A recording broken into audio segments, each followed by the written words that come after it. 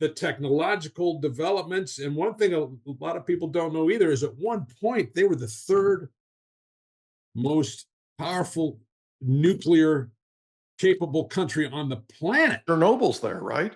Right. And we told the Ukrainians, the Brits and the Russians in 1994 in Budapest, you give up all your nuclear weapons and we will vouch for your defense. Russians said that too, by the way. Look it up. The Budapest Memorandum. It was a 5,000-man brigade that if the Russians ever threatened anywhere along the former, I should say the Soviet Union back then, along the Soviet Union's borders, we would be the first to go. And so we trained everywhere from the Arctic Circle, border with Russia, all the way down. In my case, my unit, we trained all the way down in southern Calabria. I wanted to talk about family members, military family members, and what they go through. And so I try to bring some aspect of that into my writing. And then, just come from a kind of a fun and informative perspective. I wanted to talk to some of the places where, I've walked the ground. So I was one of the guys that was a doctrine writer and reviewer of the highest publications, if you will, the how-to manuals of how to operate in a joint force. And I just left that assignment in the fall and was at William & Mary. And I saw, like a lot of people, I saw this TV flying into this aircraft flying to the Twin Towers. Did you know there's a technology that's actually an app on your phone that uses sound waves to tell your brain what you want your brain to do? We had a young man that was a guest on our podcast, the Mike Litton Experience, who had a traumatic brain injury. He was sleeping 3 hours a night. He's using NewCalm now and he's sleeping more. Go to newcalm.com, Mike15 promo code. Newcalm.com, promo code Mike15 for an extra 15% off. Go today. Welcome to the Mike Litton Experience podcast. Everyone has a story, and our passion is to help them tell it. Mike is passionate about being a father, a teacher, a realtor, an investor, and a leader. And now, introducing the host of the Mike Litton Experience, Mike Litton. Rick Steinke, thank you so much for being our guest on the Mike Litton Experience. Like we talked about before we hit record, everybody has a story, and our passion is to help them tell it. So with your permission, we're going to start with where you were born, go up to today, and then we want to talk about this amazing book that you wrote called Vital Mission. Thanks again for being here, man. Thank you, Mike. I deeply appreciate being on your show. Wow. Okay, well, we'll take it back to the beginning, I guess. My dad was a sergeant in the Army and was stationed at Fort Bliss, Texas, back a few decades ago, let's put it that way. Anyway, I was born at William Beaumont Hospital in El Paso, Texas. And I know you're an Oklahoma guy, so don't hold that against me. But I will tell you, Boomer, baby. There you go. 6 weeks later, he got reassigned to Germany. Yeah. And I spent 4 years there, like any military kid. Then we went off to Oklahoma, lived in Fort Sill, Lawton for there you go 3 years. And you're not an Oklahoma fan? What happened? I know, right? I keep an eye on him. Like I was telling you before, this recent win was pretty darn good, I got to say. I'm going to give you that one 100%. Yeah. So, and then we went to Maryland, back to Germany. Bottom line is my dad retired us to his hometown of Big Rapids, Michigan. There you go. That's where we went. Yeah. And Mike, I have to say, it was idyllic. Yeah. I don't think it could have been any better as a childhood. Got there when I was age 10. Lived 100. Well, I could ride my bike to the intermediate school, the middle school. That was easy. That was about a mile and a half away. The high school was 100 yards out my back door. Oh. Muskegon River was right behind it. Big river, lots of fish. Could float the river as a kid, could swim, could do all that kind of stuff.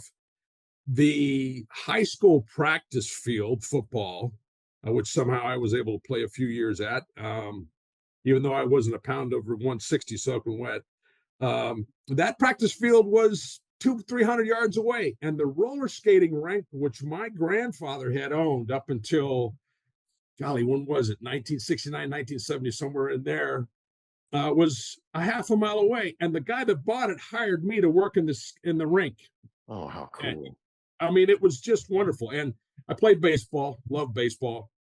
And I'd bring the guys in the wintertime, Michigan, you prayed for that stuff to go away so you could play ball. But what we would do is we'd pick up ground balls on the roller skating rink and play catch and all that stuff. And yeah, it was a pretty special time. So you turned the roller skating rink into an indoor practice facility for baseball. Yes, sir. Now I wish we could have had something like a batting cage back then. That was just, something that was really rare. The local school, the University of Ferris State, had one, but nobody else did. I have to ask this question. Yeah. Partly because you're going to find out I'm annoyingly curious, right? Like I get on people's nerves. That's a good trait. That's a very good trait. You're right. So you have this roller skating rink, and I've been in one before. I broke out 2 teeth in a roller skating rink. Yeah, sure. So there's lights in there. Yeah. Did you all break any lights while you were in there throwing a No, around? man. I was really, with my guys, like we were really careful about, when we hit that ball, hitting it down and doing all that kind of stuff. Oh, yeah. We were. Oh, my God. This sounds like a recipe for disaster, man. This one actually had a pretty good sized dome on it, though. Oh, I gotta say, my grandfather. Okay, so you had some room to. Had a high ceiling on it. He used to have, he had Duke Ellington's orchestra in there one time. It was a big place for kids to come and play and families to come and all. So yeah, it had a decent ceiling on it. We may have tested the rafters a few times, but go granddad, man. I know, right? That is so cool. Also the guy that taught me how to throw a curveball. So yeah, no, it was all good. Oh, great stuff. Awesome. That's awesome. Well, you do what you have to do, right? When you live in Michigan and you have this weather and you're like you're saying, you're counting the seconds until it's spring. You got it. Right, because it's like we want to go play. We just want to get outside and go do what we do, and it's hard to play baseball in the snow. Tough, real tough. Right? Yeah. I mean, I know you tried it, but right? You got it. Yeah. So, what position did you play in? I was shortstop, second base, and I pitched. Were you? Yeah, did all 3 of those. Yeah, that's cool, man. Yeah. So, let me ask you this: growing up in Big Rapids, right? Yes, sir. Perfect. Growing up in Big Rapids, what was your favorite thing about growing up there? Golly, that's a great question. I think it was just the freedom and liberty to do just about not anything, of course, couldn't go out heck raising. And this sounds almost cliche when I say this, but my parents were like, you get home by dark, you're good to go. Yeah. You get home after dark, you're in deep stuff. You know what I mean? So that's all. That's how it worked. And my mother had her kitchen window, and she could see when my bike would come by, and I'd be, okay, I'm good, I'm here. That sort of thing. So yeah, just the freedom to do a lot of stuff. I often tell the story of, my dear friend Mike Fortina, who I'm still friends with to this day, and who the Jake Fortina physically is actually kind of modeled after. When we were 11 years old, I went up and stayed at his place one night. We went out opening day of trout season, middle of April, Michigan. And it was 4:30 in the morning. And our parents didn't care. Just don't get in trouble. And we slayed trout, and we were like 11, 12 years old, You remember that old movie Stand By Me? That's exactly how it was, right? Yeah. You could do that kind of thing. And like a Norman Rockwell painting, dude. Big time. It seriously was. And so just the security of that, and the friends, and the ability to explore and scab your knee and not get too much trouble, but kind of mess around a little bit. And of course, a small town of about 10, 12,000 people, a lot of folks know you, and they're going to be watching for you too. So, there's that as well. So yeah, it was just a wonderful time. And I mentioned the sports, and that was such a blessing to be able to do that. And I'm still close to a lot of the guys I played ball with, and still get back there to Big Rapids whenever I can. My dad and my mom are both, buried there. So and I get back for reunions and all that stuff. So it's that's kind of where my childhood heart lies, if you will. So growing up, who was the most influential person to you? I'd probably have to say my father right off the bat. He was just a really good example, hardworking guy, loved life, jokester, would have his share of fun. He did a lot of really cool things. Some I probably can't even mention. Once taking care of a guy who was really a problem back in the day. You know what I mean? Yeah. I was amazed, actually. Yeah, and then I say, well, my grandmother certainly was too, because she was such a faithful lady, and she was curious, like you mentioned, very curious. And she was, for someone who just grew up in that town, got married when she was like 17 or 18, she was very worldly. Yeah. She traveled through the United States. She went to Europe. She did all kinds of stuff, which back then wasn't all that common.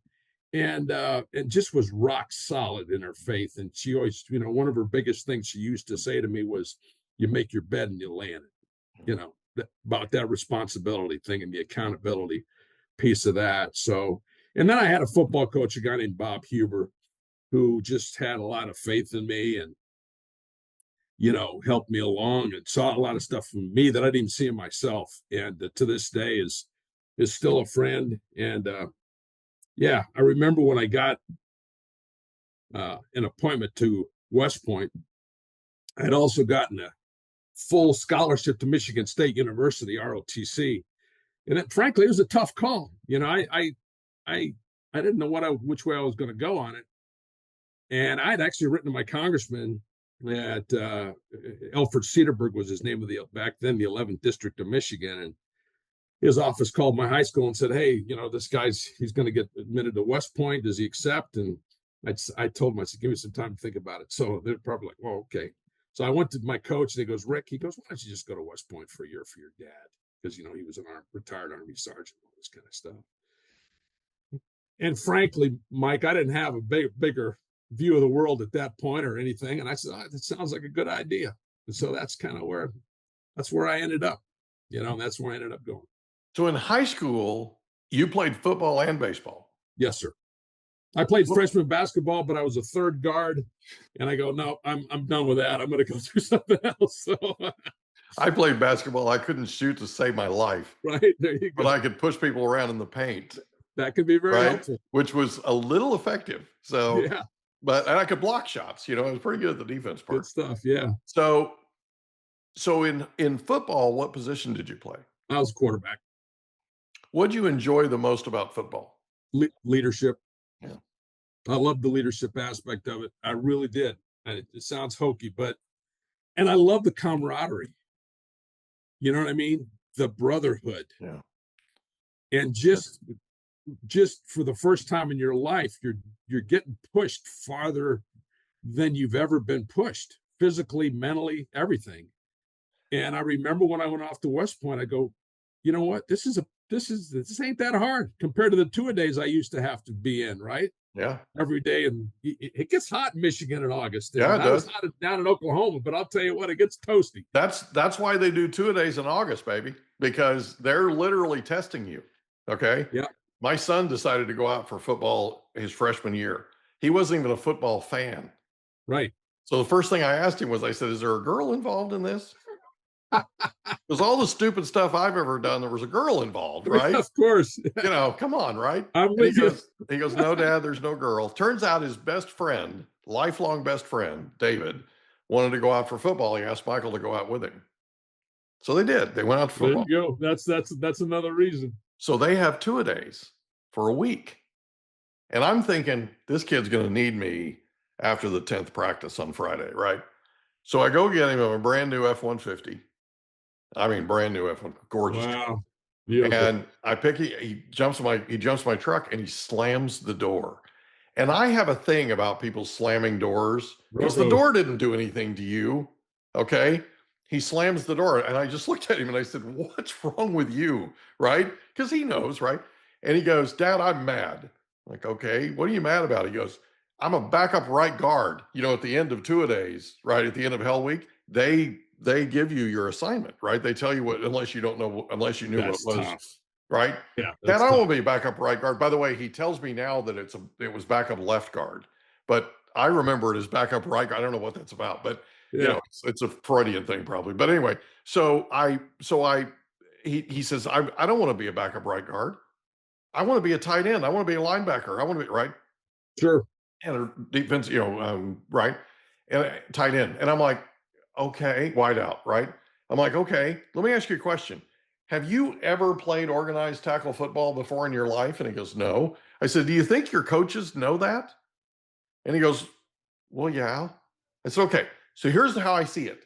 You can spend the rest of the season complaining, right? Yep. And you can ride the bench as the backup right guard and hope and pray you might get in to play. Or on Monday, you can strap your helmet on, tighten it up, line up across the guy in front of you and hit him in the mouth, and then hit him in the mouth harder the next play and the next play, right? So that Monday, I go to pick him up from football practice, and the varsity coach, now Michael's JV, but the varsity coach comes clear across the field. Mr. Litton, Mr. Litton, Mr. Litton. Yeah? He goes, who's that? I said, well, that's my son, Michael. He goes, he didn't play like him. What happened between Friday and today? I said, well, we had a talk. And he goes, keep talking to him. By his fourth game, JV, freshman JV, okay? By his fourth game, he had been elected team captain, starting right guard. He says left guard, by the way, just for full disclosure. Starting special teams, starting inside linebacker. They were playing Ironman football because they were a tiny school, right? Yeah, sure. Yeah. This kid played the entire season, and his varsity team made the playoffs. They upgraded him or promoted him to varsity for the playoff game. He was starting special teams for the playoff game. Wow. They lost the game. We're in the truck heading back to the house. And I said, Michael, are you excited about next season? Because all season, the coaches have been coming up to me going, he's going to be amazing on varsity as a sophomore. We can't wait to get him out there. We can't wait to see how he, right? He goes, nope. And I'm like, can I ask why? He goes, Dad, I don't like getting hit. And I don't like getting yelled at. I'm like, well, welcome to football, right? Yeah. But he said playing football this season made me love basketball more. I just want to play basketball full time. Gotcha. Right. And I never told them they could or couldn't do something. I just told them, if you decide to do it, you just have to do it to our standard. And they know what the standard is. I was very clear. Right. Yep. So he said to me, he goes, I knew I had to finish strong. I knew I had to, finish. Yep. Right. And I knew I had to maintain the standard. I mean, it was cool, man. That's a huge life lesson too, man. Oh, it was awesome, man. It was awesome. Yeah. But yeah, two-a-days is a particularly interesting memory for me, It's a crucible, you know what? It really is. It's going to square you away one way or another. So by the way, here we don't think that leadership is hokey. We actually talk about leadership a lot on this podcast. Like it's one of the leading conversations we have.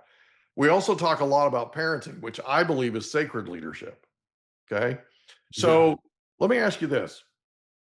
In high school, other than sports, did you have a favorite subject? I would say that I liked a lot of stuff like social studies kinds of courses. I loved government. I liked English a lot. I took Spanish, enjoyed that and figured out maybe there's something there. And frankly, struggled through things like trigonometry and all that, right? And so later, again, when I went to the academy, it was really, really tough. And it was really a matter of survival. But I got through all that when I got there. But yeah, no, I liked government. I loved history and loved English and those sort of, call them non-engineering kinds of top subjects, if you will. Did you have a favorite teacher? Oh wow, I can think of a couple people. My English teacher was Mrs. Giltner. Loved her, elderly lady, but just loved her because, I learned a lot, and her passion for writing came through, and I think it probably, influenced me a bit. We had a wonderful lady who was not actually a teacher, but I was on the the high school newspaper, and her name was Mrs. French. And she was just a ball. And I ended up being the sports editor like my senior year, and just was a wonderful lady. You could tell, the best teachers, as you well know, are those that care about their students as people more than anything. And it comes through that as well, right? And you feel that. And it makes it a pleasure to be there. And I just think we all owe so much to our teachers, particularly the high school and the middle school, well, actually all of them for that matter, but that really have a huge impact on our formative years. They're totally they're special. They're special people, man. We don't pay them enough. I'm just saying. They're special people. It's why I'm so excited about being an adjunct now, and also working into this full-time deal with the local college. I am so excited. I've been teaching for 33 plus years, right? I just haven't ever charged for it or been paid to do it. Right. Now I'm a professional educator, right? And one of my favorite things is teaching and then seeing a student that's in the classroom get it. Like as soon as they, and it's like, it's so unbelievable. So I've been teaching at this college for many, many years, right? As a guest, and practitioner. Yeah. And I leave. So I go, a lot of the classes that I would teach would be at night. And man, I wouldn't touch the ground. It's an hour plus back to my house from the campus. I wouldn't touch the ground the whole way back. And it would take me 3 or 4 hours. Like I would be up until 2 in. I'm normally in bed by 8, 9 o'clock, right? I'd be up to, because I get more energy from them than I give. You know what I mean? Yeah, it's almost like it's a spiritual high almost. It's hard to describe, right? How unbelievably fulfilling it is. And it's really hard to describe how excited I am to be a professional educator, number one, but have an opportunity to have an impact on these people, these young, a lot of them are young, but the next generation coming into our industry, because I'm pretty clear on what they need, right? And what's going to help them succeed. Yeah. So I'm super excited for this. I mean, I can't even tell you how cool this opportunity is, man. You're going to do super well. There's no question. I'm so excited. So when I lost you for a second. Are you there? Yeah, I think I left my light how's that? Oh, there we go. It's coming back. There it is. Okay, good. I can see you now. There we go. So when you announced to your dad that you were going to West Point, how did he react? That is such a great question. I love it because I've told many people about that. Retired Army sergeant at that point. He about fell off his chair, to be honest with you, because he never, ever said anything about going in the military. Never uttered a word about it. And so he did it. He was speechless. And that, I'll just leave it at that. He said mumbled a couple words. He was pleased for sure. And kind of gobsmacked, it sounds like. Gobsmacked is a great word. Yeah. My mom and I were doing the dishes one day. Of course, I was thinking about, being a pro baseball player, all this jazz, all that goes, right? And that's such a long, crazy. I was young once. Yeah, we were young, right? But there you go. Exactly. And my mom said, I think it'd be pretty cool if you were to become an Army officer. And I just thought, wow, that was out of the blue, but it stuck. Yeah.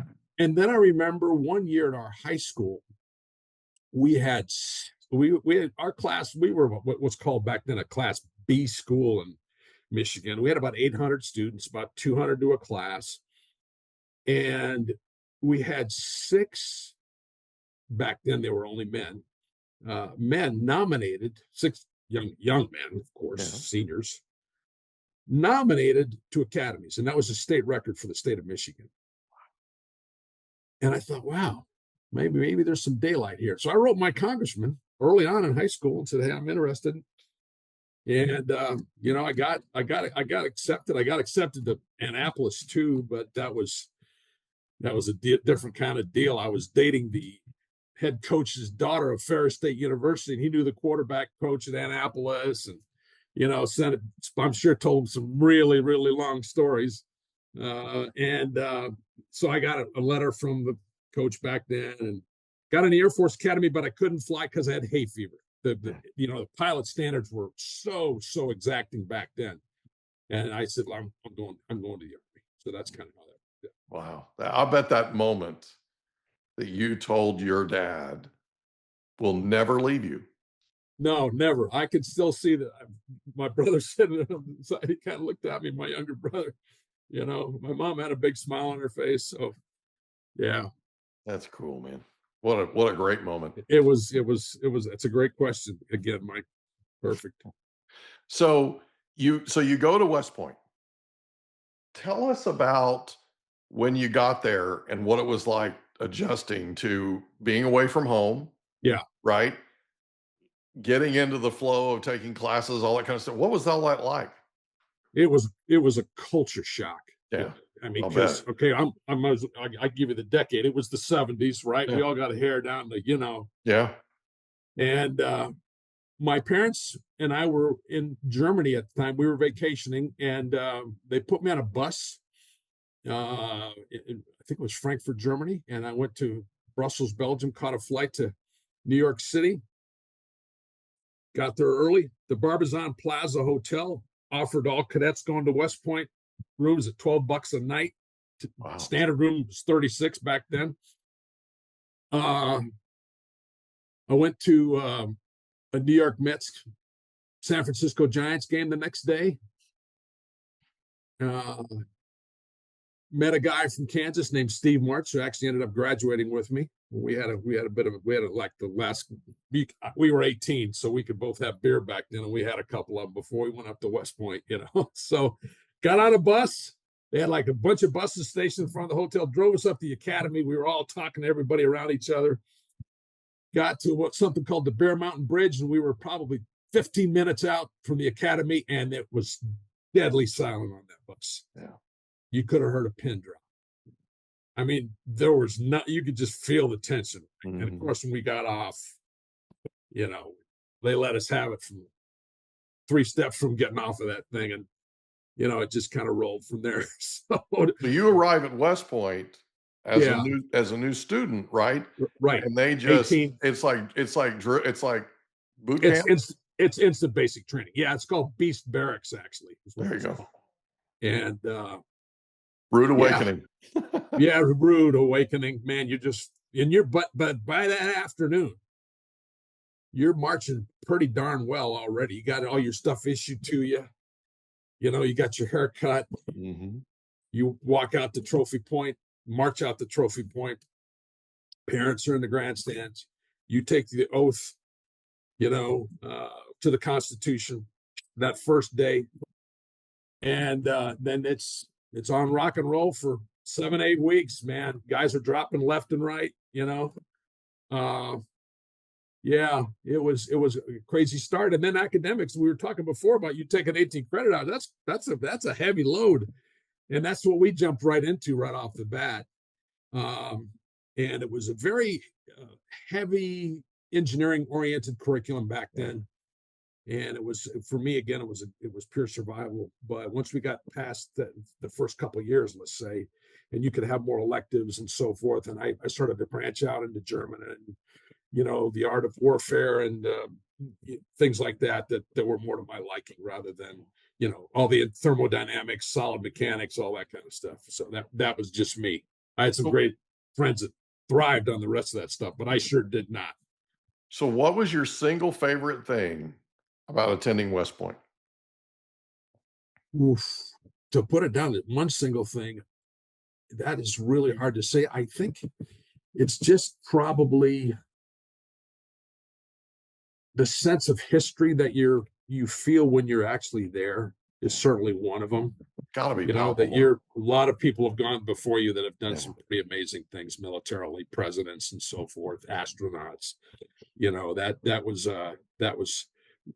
one of the things that sustained me. But here again, you know, the people that you're with are pretty special too, because they've taken an oath. And let me tell you, that was not the most popular thing to do in the 1970s when the Vietnam War was still going on. We still had about a year left.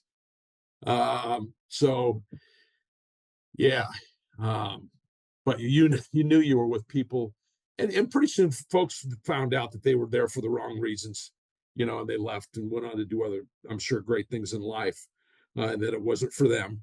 But for the people that you managed to hang around with and, you know, give it your best shot in day out, and learn how to do your duty and learn about duty honor country was pretty special, I think.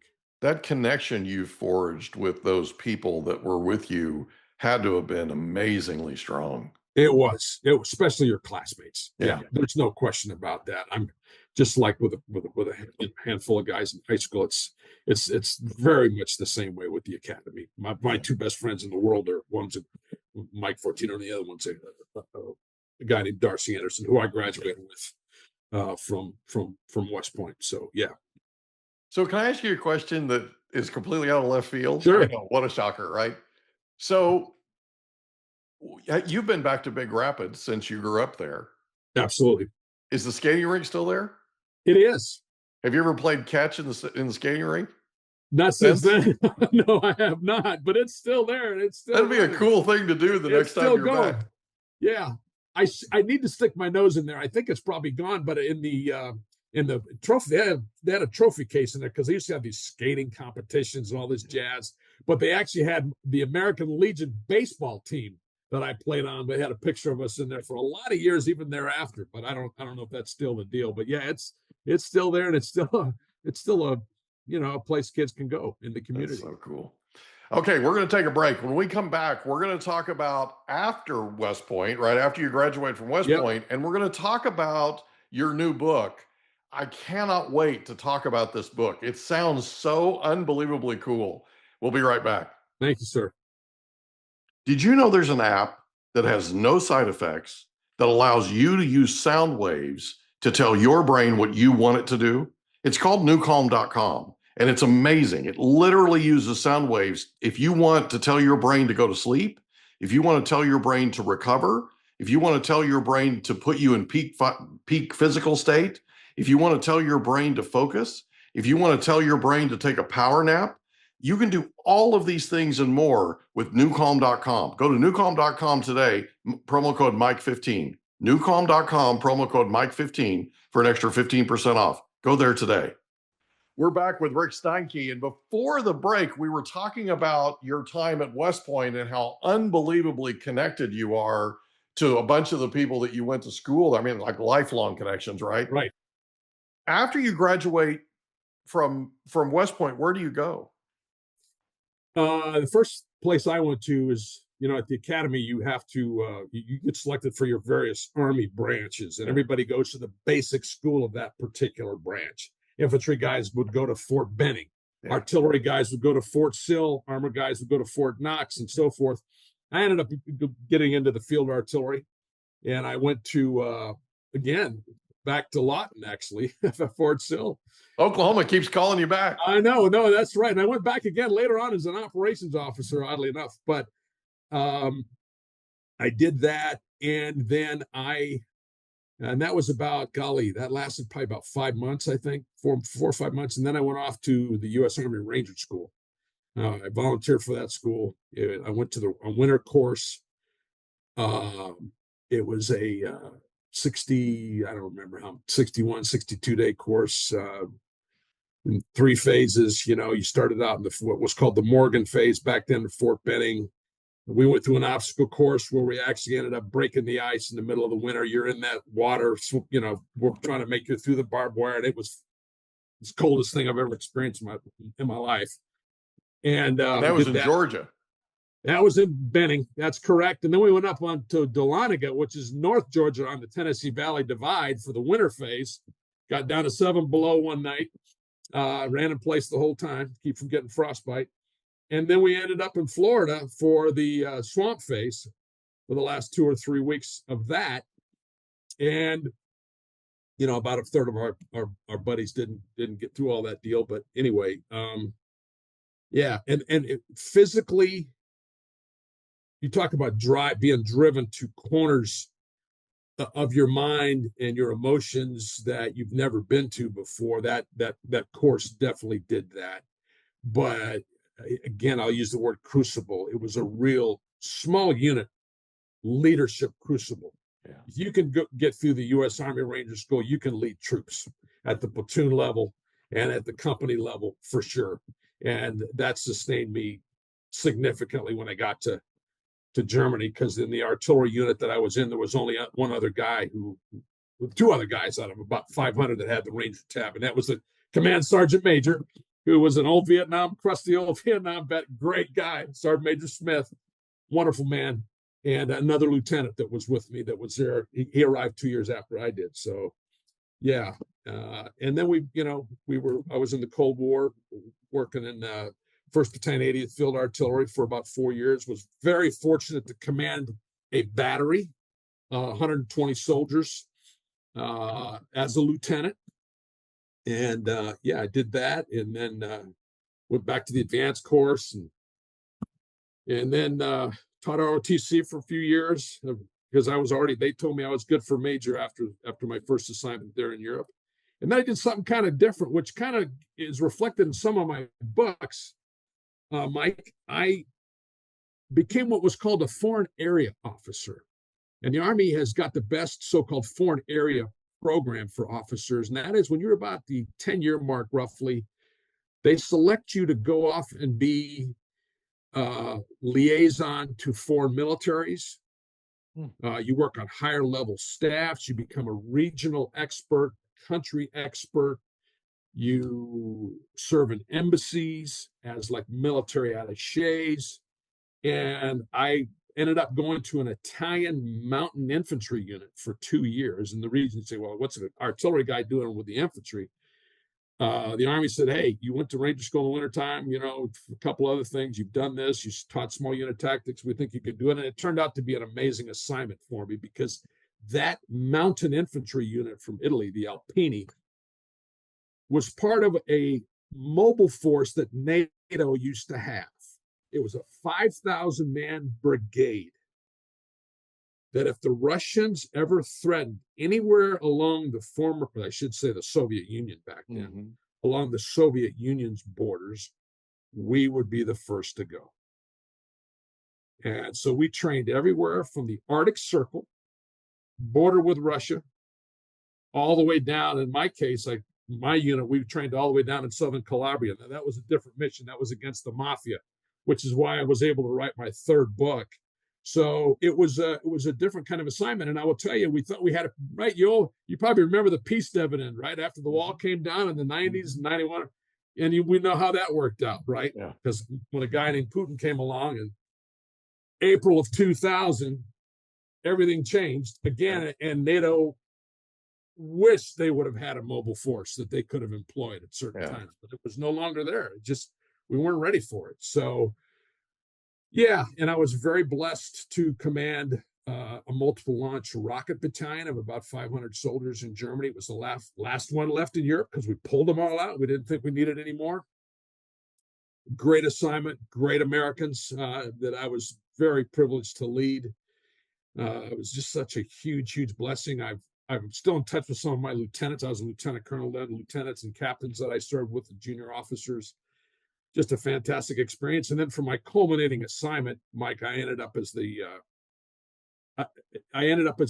senior defense representative to France, what's called the defense attaché, the senior military representative in the U.S. Embassy in Paris for my last assignment. That's kind of how that all played out. So, what made you get out of the Army?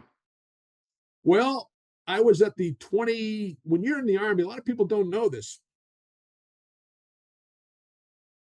Ours is an up or out system. Unlike a lot of European militaries or any other militaries around the world, quite frankly. Theirs are mainly age-based. Yours is service-based. So if you're a commissioned officer who didn't have prior service, if you had prior service, the equation changes a little bit. Mm-hmm. But if you start out from a commissioning source, officer candidate school, ROTC, West Point, there are certain rules you got to follow. If you don't make major, you got to leave the Army as a captain. And when I was there in the Cold War, and they started cutting back, 40% of the guys that I was with as a captain had to leave the Army with 10 years in service. Now, if you make major, you can get to 20. But if you don't get to lieutenant colonel, you got to go at 20. If you make lieutenant colonel, you can stay at 28. And if you make full colonel, which I did, you can stay until 30. And I simply got to the 28-year mark. And I'd been offered a couple of other assignments. And the bottom line for me at that particular point was I had a older daughter, who was about to go into high school. And I didn't want to take an assignment for 2 years and then have to pull her out of that school. Yeah. Because I knew I suspected that's what the scenario was going to look like. So I said, 28's good for me. And that's when I left. And then I was also very fortunate to end up going to this place as a Department of Defense civilian, this place called the George C. Marshall European Center for Security Studies. And that's a German-American partnership between our then Department of Defense and the German Ministry of Defense for fighting terrorism, transnational organized crime, cyber threats, and all the other big national security threats. Only bringing in government officials into that institution with seminars and field trips and whatever it takes to get people up to speed and sharing lessons learned and all that kind of stuff. And I did that for my last 14 years in the Department of Defense. Wow. What a career. Thank you. It was different, sir. It was definitely different, but I loved it and was blessed to have it. Thank you. Thank you for your service, by the way. Thanks for keeping us safe. Thank you. So you're a Ranger.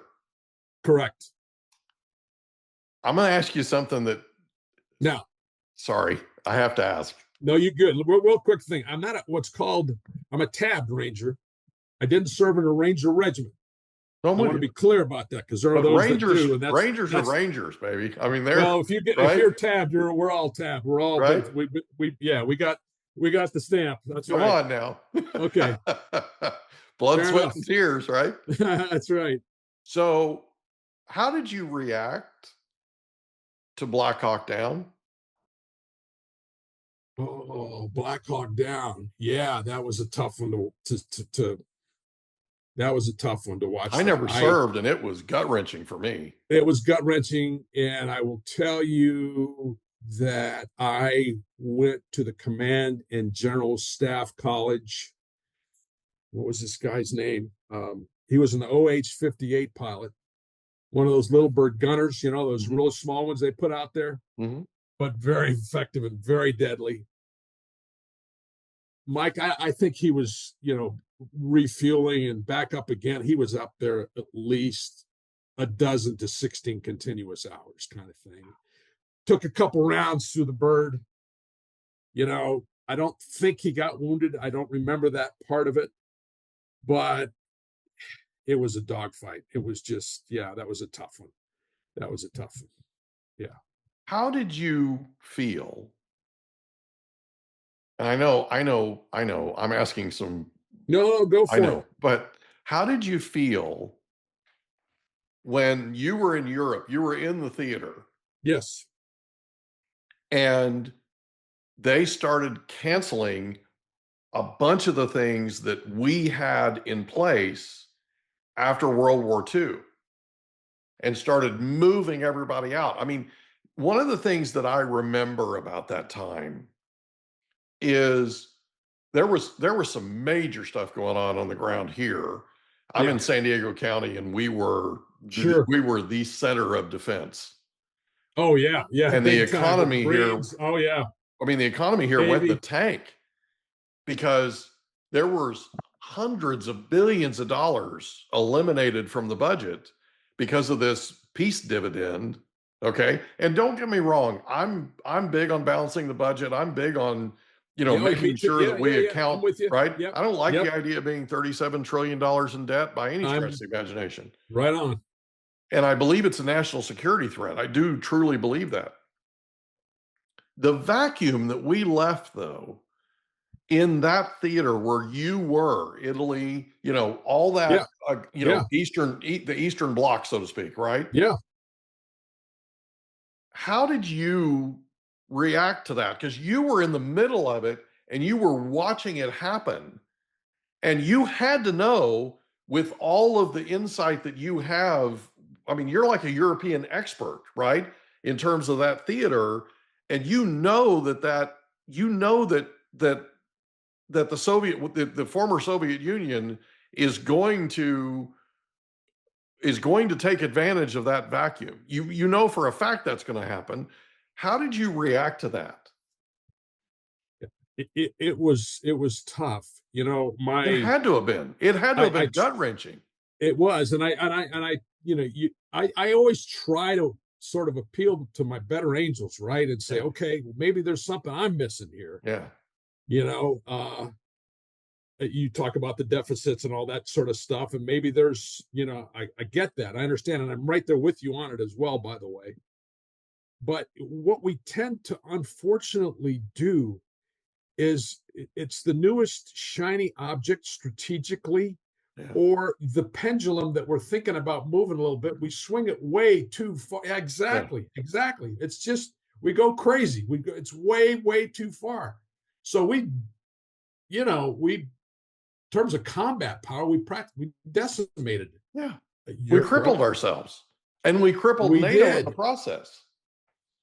That's correct, because we are, like it or not, we're a major pillar of NATO. And, recently, a lot of other countries have been stepping up. There's no question. That's all good. But we just swung way too far. And it's the saga of where we are today, unfortunately, with Ukraine. And I stand with those people tremendously, because one of the things that I did do my last 3 years at the Marshall Center was I was a co-lead with the U.S. government, with the Ukrainian government for 3 years on things like parliamentary oversight of the armed forces, strategic communications, budget, all that kind of big macro level stuff. I went to Kyiv probably 2-3 times a year, brought people over to Marshall Center as well. I make no mistake about who, the perpetrator of this terrible conflict is right now. So, but the saga of how we landed here, that began probably circa mid-1990s. Yeah. You have a unique perspective on this. Ukraine, when they gained their independence, right, they were a big Soviet asset. You got it. And when that went away, it made what's now Russia much poorer strategically, economically. I mean, and a lot of people, I think, don't quite grasp what an amazing asset Ukraine is. It's 44 million people. Yeah. It's often called the breadbasket of Europe. Yeah. I mean, the wheat fields, the agricultural, unbelievable, the technological developments. And one thing a lot of people don't know either is at one point they were the third most powerful nuclear capable country on the planet. Chernobyl's there, right? Right. And we told the Ukrainians, the Brits and the Russians in 1994 in Budapest, you give up all your nuclear weapons and we will vouch for your defense. Russians said that too, by the way. Look it up. The Budapest Memorandum. Look it up. Anybody that's listening. Yeah. And what happened? Well, we know what happened, unfortunately. So, yeah, but Ukraine was no different than other European countries. We had to remember NATO around when the wall came down. I think we were at 15 nations, right about that, give or take. Okay, but all of a sudden, I think it was 98 or so, right in there. Poles came over, the Czechs came over, the Hungarians came over, and then all of a sudden, the Slovaks came over. Then the Balkan countries came over, Estonia, Latvia. They all wanted to be in NATO, and you ask yourself why. I'll tell you, a Marshall Center young government official from Azerbaijan was the one that I thought, wow, that's a light bulb moment for me. He goes, it's not just about the security. It's about the economics. Because if you're in a stable, secure country that's not getting robbed every day by a hegemonic power, you're going to have foreign investment coming into the country. You're going to be able to achieve the economic investments or the economic goals you want to achieve as a country. That's why they really wanted to come over. And now how many does NATO have? 30. That's the last time I checked, plus or minus one or two. We're about 30. Right. NATO's about 30 countries now. Yeah. And they don't want to have anything to do with that hegemon of the former Warsaw Pact. Right. Because you remember, we had NATO on one side. Warsaw Pact was the military part of the Soviet Union. Yeah. They don't want to even do that anymore. Yeah. And Ukraine just couldn't quite get out from under. And, when I was in Ukraine in the early years, I would say probably a fifth of the parliament was still Russia friendly. And Russia had their mud hooks all over that place. But then when Ukraine started putting on the gas to get out of there, then Putin says, "Okay, well, we're gonna do what I want to do. I want to bring Russia back to its former standing. I want to bring the former Soviet Union what's left of it back to its former." Well, think about this for a second. Russia. I know we're talking, but I know we're getting off a little bit off track. But Russia has been struggling. Financially, economically, they've been struggling. No question. And Ukraine is the prize, right? And it's the next of a bunch of those Eastern Bloc nations that he's planning on taking, right? You don't think the Poles are nervous, the Hungarians, the rest of them? How did you react when Crimea was annexed? That had to have been, it was like thieves in the night, right? They didn't even wear uniforms. Remember? They were all in black. Little green men. Yeah. There were no like patches, nothing identifying. Nope. And all of a sudden, we're the single most powerful nation in the world. And we just kind of look the other way. Like that didn't just happen. No, that's spot on. It set the stage for this. Don't you agree? It did. Yes, sir. It did. Because we basically told him, we said, look, we're just gonna look that way. I don't want to get too much into politics. No, I got you. This isn't a political policy. This isn't a political thing. What I'm saying is, we as a nation really shouldn't have done that. I mean, we got to be thinking in terms of what our actions are going to, right? And I don't think we've done that the way that we should. In terms of what, everything we do has some sort of ramification to it. Absolutely. I don't know anybody on the planet that could look at this objectively and say, okay, we're literally opening the door. We're greasing the skids. We're basically telling him, hey, you can take Ukraine. Wrong. Yeah, you can take Ukraine whenever you like. You're not wrong. That to me is really a problem, right? And if we keep making decisions like that, we're going to be in World War III. Anyway, so let's talk about, you've written books now. Yes, right? 4 of them out there. Yeah, right. 4 novels. And Vital Mission is the most recent. Correct. Came out in August. Yep. Can you talk about because there are people that are listening to this that are thinking about writing a book that just haven't taken the step. I'm writing a book, by the way, full disclosure, right? God bless you. On the power of questions, believe it or not. Yeah. Because I'm annoyingly curious, and I'm looking to turn a bunch of other people into being annoyingly curious. So I spoke at Stanford in June, and I it was a dream come true. I told the students in this class that I spoke to, I said, I'm going to give you 2 things because I try to leave value everywhere I go. They gave me 2 minutes to talk. Oh man. It takes no me 30 pressure. minutes to introduce myself, Rick. Oh, You wow. know this, right? You know this now. Yeah. So I get up and I'm like, I'm going to give you 2 items of value because I try to bring value everywhere I go. Number one, if you ever have stage fright, just love the audience more than you love yourself. Stage fright goes away. If you're more committed to them learning and taking care of them than you are to how you look, you won't have stage fright. Right on.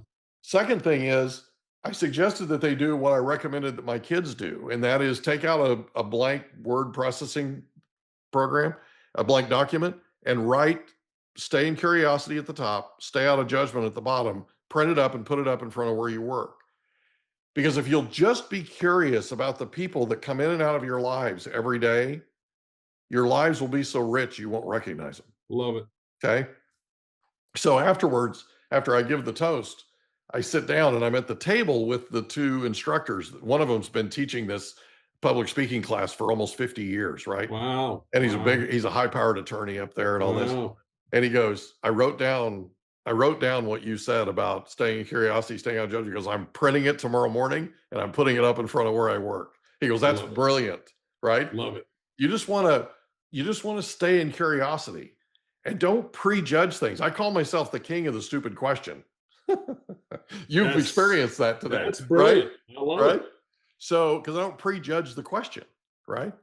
So can you talk for just a second about the mindset of writing a book? It's different when you're nonfiction versus fiction, and what I'm writing is nonfiction, but it's still writing a book and it's still sort of putting yourself out there. Can you talk about that for a second? Absolutely. And I think that mindset aspect is very, very important. It's kind of like, what's your why? What do you, why do you want to do this? Beautiful, wonderful question. I had written a book about my time in Paris as the defense attaché, as sort of a memoriam, if you will, and that was pretty darn well received. But then I thought to myself, there's more that I want. There's more to the story. Yeah. There's more that I want to tell. And I had to get that first book cleared by like 8 government agencies. I'll bet.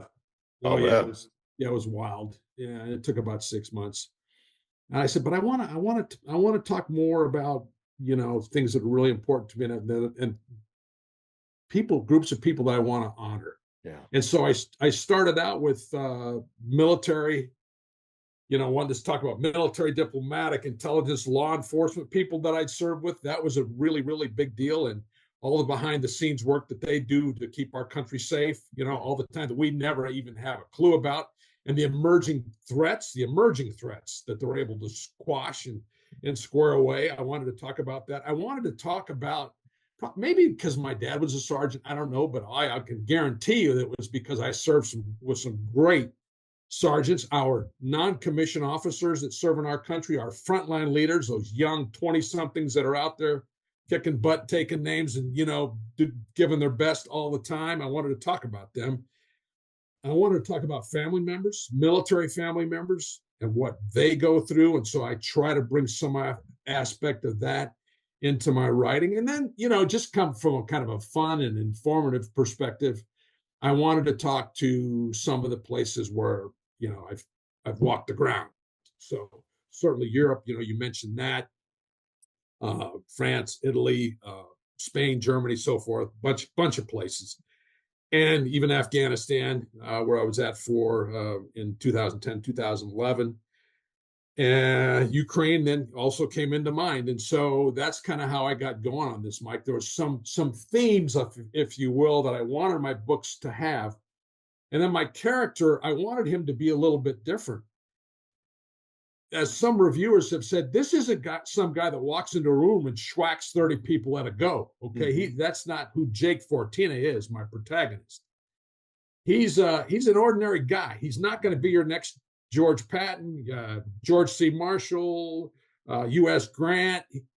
That's not what he's cut out for. Okay, yeah. But he's going to be a guy that will, and he's an ordinary dude. He's got challenges, he's got failures, he's got tragedies, he's got lost romances, he's got triumphs, and he's got, most of all, resilience at the end of the day, because he's a faithful guy. That's his bedrock. And he firmly believes in his oath, which is to support and defend the Constitution of the United States against all enemies, foreign and domestic. That's what sustains this guy. Yeah. And so, that's kind of the passion with which I went into this. And it's been fun, and it still sustains me. And I still try to change the story. I change the plot. People ask me, well, how much is your background? Well, maybe a half. Certainly the first 3 books, a half to maybe even 2/3 is things I've done, places I've been to, meetings I've been in. Vital Mission is a little bit less of that, but still has hopefully got some authenticity to it. So I'm going to ask you a question, and I need to apologize ahead of time for asking. Actually, 2 questions. 2, sorry. I know I've asked you some zingers today, and you've been a great sport. Thanks for playing with me. So you write a nonfiction, kind of a memoir kind of thing, right? Yep. Memoir, and you submit it to all these different agencies. Right. I had to submit it to the Pentagon, and they cleared it with everybody else. But go ahead. Yeah. Are you free to disclose how much of it you had to redact? I will tell you it wasn't that much, and I'm going to tell you why. Because I know where those lines are. Yeah. Okay. I know where those lines are. I bet you heck do. Yeah. So you stayed in your lanes, what you're saying, right? I'll get up to the edge and I'll look down over into the canyon, but I ain't jumping in that canyon, okay? I'm just not with you, baby. I'm parachute or not or whatever. I'm not gonna not going there. So let me. I don't want to call 3 months later and say, hey, Colonel Steinke, you got to pull that thing. Or no, I didn't want that. So I got close. I got very close, but I didn't go there. I got you. So you choose to change genre. You choose to go from fiction to nonfiction. Yeah, from nonfiction to fiction, actually. Yeah. Well, I'm sorry, I said it backwards. You're right. Nonfiction to fiction. I apologize. Nonfiction to fiction. So you make that transition. Yes, sir. Can you share with us why? Because going from nonfiction to fiction, did it feel like you were freer, like you were more liberated? With nonfiction, it's fine. You're going to have a finite thing, right?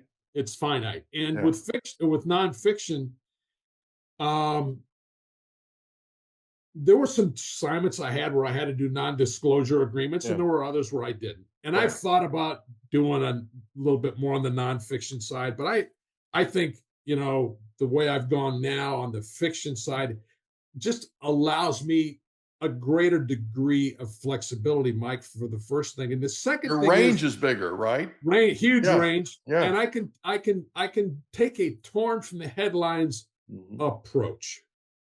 So if we take Vital Mission, for example, the heart of that story from page 1 is about 2 kids whose home has been bombed out. And they're about, and I'm going to say any more than that, other than to say, and they're about to be abducted, as have approximately 20,000 other children from the cities of Ukraine back into Russia. Yeah. Okay. That's a thing. A fact. That's a thing, by the way. That's a thing. And the Russians do not deny it. Yeah. They do not deny it. And they've got reasons for it, right? They have their rationale. Well, so, I mean, what in the world could it be other than indoctrination? 100%. So they've spent so much Russian blood. I mean, do you believe the numbers in terms of how many they've lost? Yeah, on the high side, I do. And I could talk about this for a long time, but I'm going to make it as brief as I can possibly make it. We in the American, in an open society, even in the military, in a liberal society where you can say something without fear of retribution normally. And the armed forces, we did our best to learn our not strategic lessons necessarily. We were still working on that, but that's not us. Strategy is all about the civilians making the decisions. It ain't the Army, okay? It ain't the military. We can make recommendations and we can put our input, but they're gonna decide whether we're gonna go into Iraq, and they're gonna decide whether we're gonna go into Afghanistan and do all the rest of that. But let's keep it operationally at least. We learned a lot of lessons out of Vietnam, Mike. A lot of lessons, like about how we needed to train our sergeants before handing them over to 10 troops or 30 troops or whatever the number might be. How we needed to, every time we did a military exercise, take a very good look at ourselves. How did we do? So we built a national training center out in the Mojave Desert for tank open warfare. We put the junior JRTC, what's the JR? I'm trying to remember. Joint Readiness Training Center in Louisiana. Mm-hmm. And when those exercises, every one of those missions is over, 24 hours, 48 hours, whatever it is, the commanders are on the hot seat as much as the private is. Yeah. And that's how it ought to be. Yeah. That's how it has to be if we want to get better as a military force. And when Russia first went into Ukraine in February of 2022, I wrote in several places that this Russian bear has no idea of the lion that they've woken up. Mm-hmm. Because I knew the Ukrainian people. We trained them. A lot of us did, military army guys did, and continued to do so as the war went on. The Brits did as well, and they've got a very, very, capable force as well, as did some other countries. And it's not that way in the Russian military. It never has been. It's not. It's first of all, it's a officer-centric organization. We try to power down as much as we can. We don't power off as officers, but we power down, and we give our frontline leaders as much latitude, as much trust. Huge word. You want military cohesion? You want to build a real fighting force? You have got to have trust in the chain of command and the guy to your left and the guy to your right. Yeah. And we're good at that. We do that well. And that's why when some of the pundits on, you name the network, in February of 2022 said, this is going to be over in 60 days. I said, excuse my French, it ain't BS to that. They were saying 72 hours. Yeah. Oh, some were saying 72 hours for Kyiv, for the capital. Yeah. Right. And then wall to wall, they'd have the whole place covered in 2 months. Yeah, it was over. Not happening. Yeah. Not happening. You had a unique perspective to all this. I did, sir. Yes, sir. And but thank you for that question. That's a great question. And that's something we can never lose in our armed forces. We always have to want to be honest with ourselves in terms of how we're doing and how to get better. And if we keep that focus, we're good. Where were you on 9/11? 9/11, I was being trained to be the U.S. Defense Attaché to France. I was studying French at William and Mary College. I had just left a 2-year assignment as the chief of doctrine for the U.S. Armed Forces, a joint assignment. So I was one of the guys that was a doctrine writer and reviewer of the highest publications, if you will, the how-to manuals of how to operate in a joint force. And I just left that assignment in the fall and was at William and Mary. And I saw, like a lot of people, I saw this TV flying into this aircraft flying to the Twin Towers. I go, what in the world is that? What the hell's going on here? And I had a French class to go to. Mm-hmm. And I lived down in Yorktown area, lived 2 miles from the front gate of Langley Air Force Base. Yeah. And Virginia. What's that? Langley, Virginia. Yes, sir. Yeah. You got it. Langley, Virginia. Yeah, for people that don't know where Langley is. Virginia. Right? Yeah. Not where the other Langley is. There's another I told you Langley. we're in 76 countries now, right? So that's right. There's another Langley too. Yeah. There's another one. Yeah. You know who's there. So anyway, And I went to that my French class, and the whole campus was like a ghost town. Yeah. The second oldest school in America, William and Mary, was a ghost town. Yeah. And so I still went to my classroom. And it was, of course, there wasn't a soul in the building. And I just took a big piece of chalk and I wrote, "God bless America."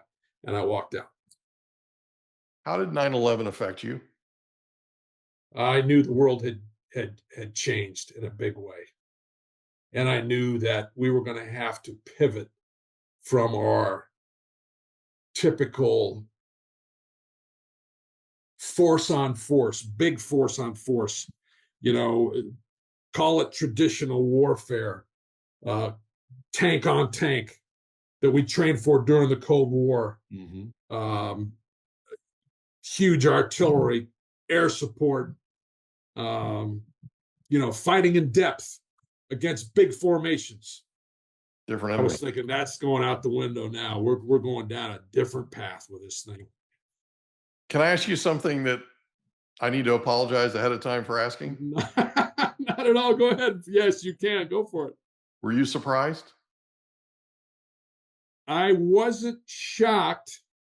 And this is really crazy. I'll tell you why, because I had a French teacher, and she was from, I want to say she was from Morocco or something like that. American, at least a green card holder, maybe a citizen. I don't remember. And she says, I've been hearing a lot of stuff coming from family members and all this stuff. So she goes, "Rick, something's boiling up here. Something's happening." And I know that our three-lettered agencies were also, they weren't advertising it a lot, but they were also concerned.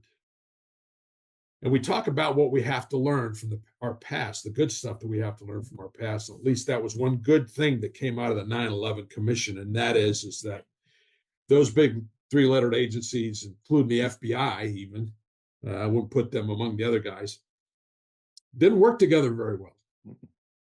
Hardly at all. They didn't work at all. It was parochial. Everything was competition. It was. And it sometimes even filtered down into the military to some levels. I don't want to go too much into my own personal stuff. No.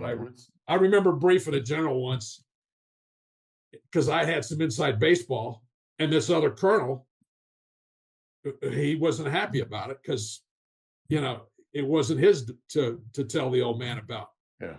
But I knew that was important for him to hear it.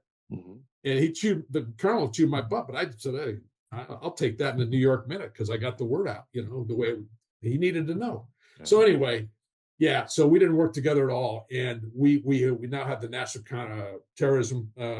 Counterterrorism Center, where we do a much better job of melding and what we call fusion, bringing together different sources of intel and all that, and monitoring stuff around the planet way, way better than we used to. So how do you feel, again, apologizing for asking, but how do you feel from your standpoint, with all the background that you have, about how we executed the war in Afghanistan?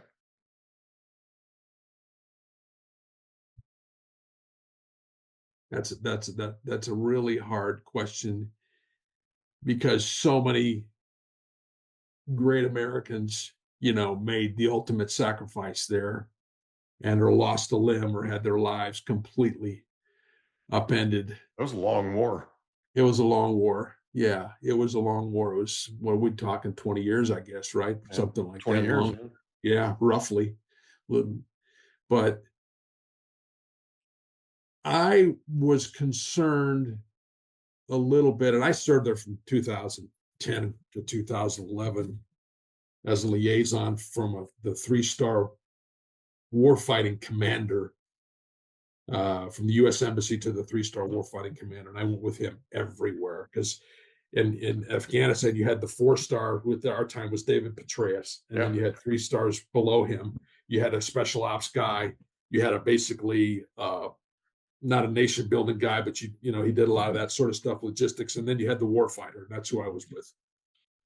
We went all over that country. I was concerned early on from the perspective of what our goals were. Yeah. And one of the stated goals was to rid the country of Al Qaeda. Mm-hmm. And my thought was, okay, let's assume for a minute that we do that. For how long are we supposed to do that? Is it for a day? Mm-hmm. Is it for 10 years? Is it forever? And if we say it's for a longer period, so that Al Qaeda cannot have a base from which to attack America, do we think that's a realistic goal? And oh, by the way, what about those Taliban guys that were already raising hell there against the Russians in the late 1970s? What about those cats? Yeah, no kidding. How are we going to take those cats? How are we going to take care of them? Yeah. And then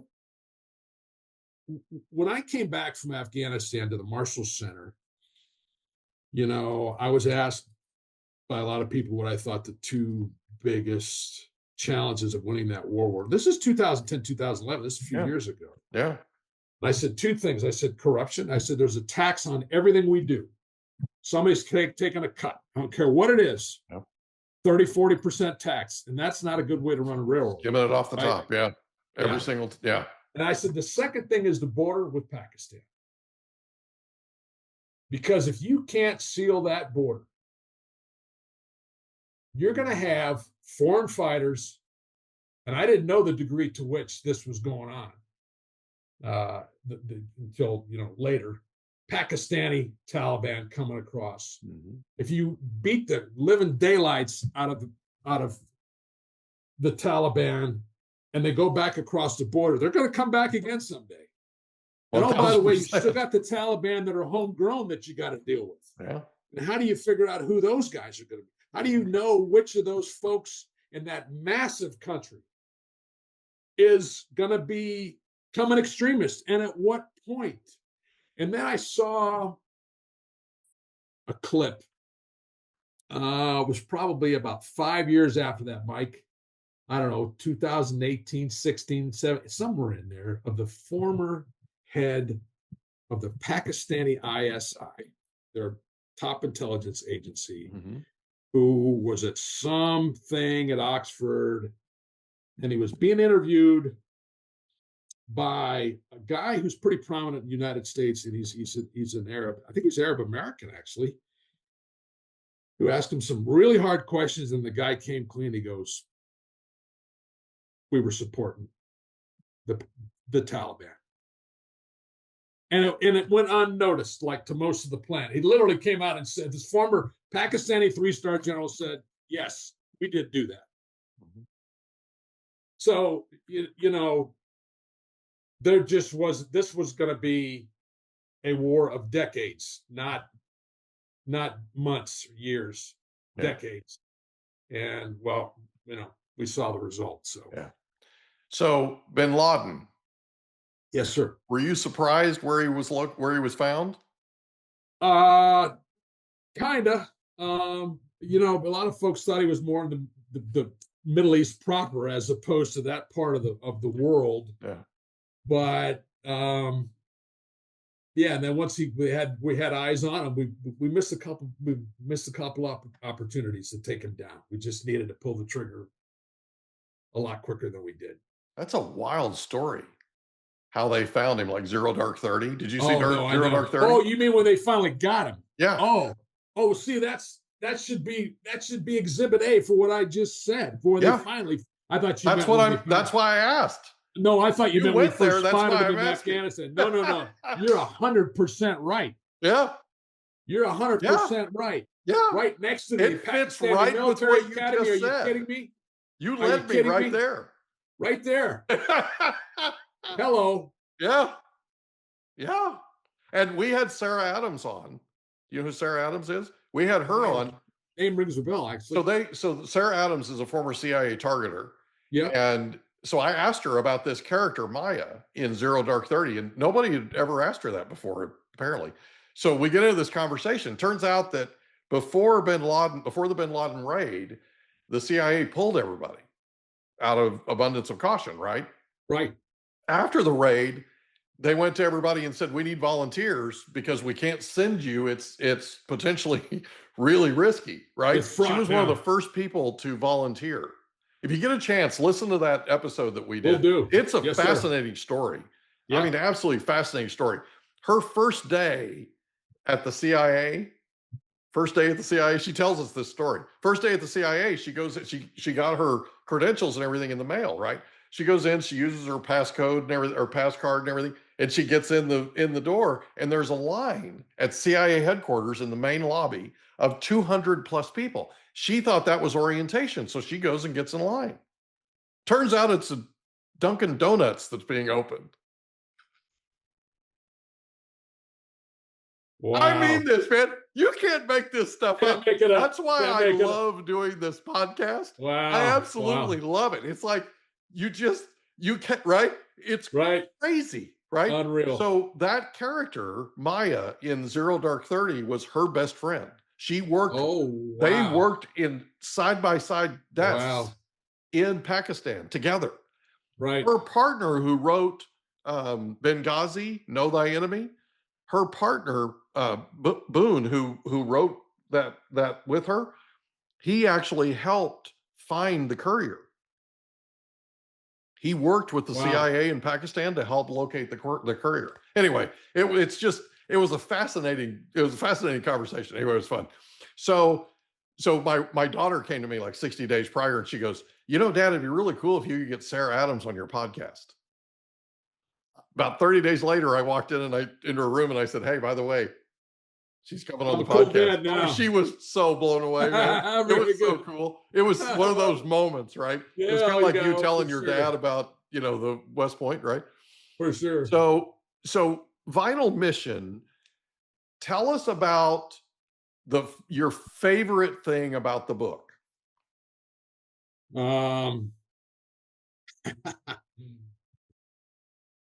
That mission accomplished. Yeah. Is the favorite thing. Mission accomplished.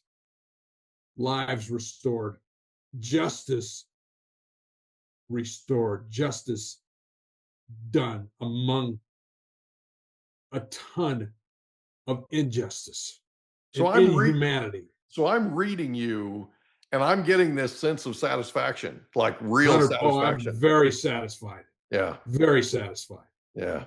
So people got to read this book. And it's not, look, Mike, I'll just tell you, this is what other folks say, and I'm very thankful for it, because you never know how your writing's going to turn out. Oh, absolutely. You never know. I don't care what anybody says, that one of the things that my books do have is authenticity. Yeah. And that's what I do my best to bring into every book, because if it doesn't pass the smell test, I'm not writing it down.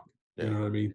Well, I mean, we've been together an hour and a half, and you're one of the most authentic people I've ever met in my life. So I can only imagine how good this book is, and I can't wait to read it. So if somebody's listening to this and they want to read or pick up Vital Mission, where do they go?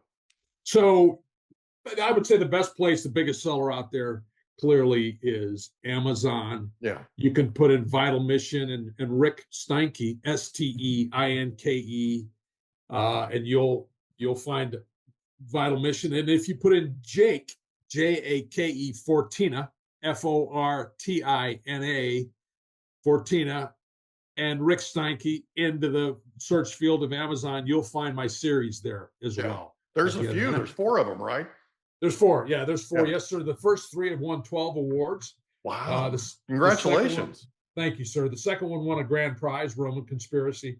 Wow. So they're, like I said, you don't know how you're going to do in this, but I'm very grateful that, they're being received pretty darn well. So, yeah. And then ricksteinke.com is the other place where folks can look as well. And follow me on Facebook.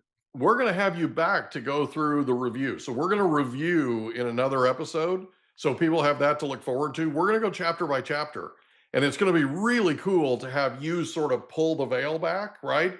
And sort of open the curtains and show people what is in there that's so compelling. I cannot thank you enough for being our guest on the Mike Litton Experience. You are amazing. I can't wait to have you back on.